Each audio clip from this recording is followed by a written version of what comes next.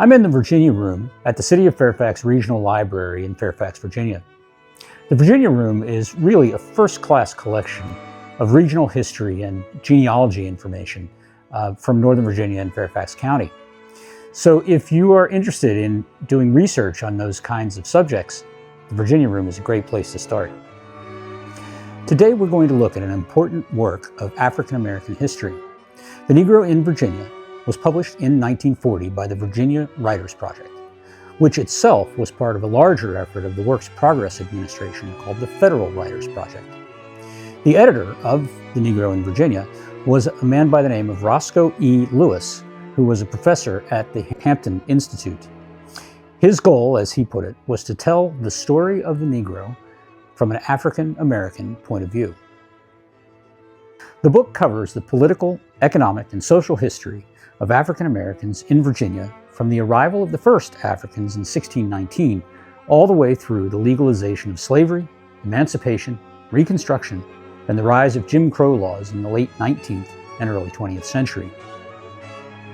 The Negro in Virginia was researched and written by an all-black team called the Negro Studies Project, which was part of the Virginia Writers Project.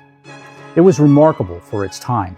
This team relied on interviews with more than 300 formerly enslaved people, in addition to primary research in courthouses and archives across the state. Much of the material in this book was directly confrontational to the way many people, especially white people, understood the nature of slavery and the behavior of slave owners. The Virginia Writers Project director, Eudora Ramsey Richardson, found many of the stories difficult to believe, especially the sections where maltreatment of the enslaved was discussed. She made significant edits and deletions from the draft texts.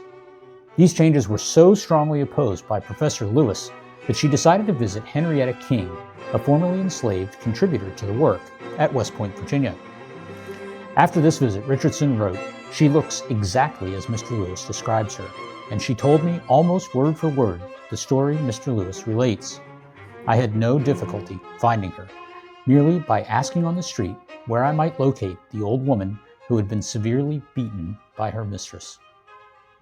This experience caused Richardson to rethink her edits, and she reinstated much of the material she had previously cut.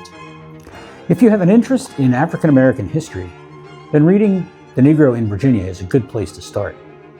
You can find it online in several ebook versions, or you can read it right here at the City of Fairfax Regional Library, which is part of the Fairfax County Public Library System.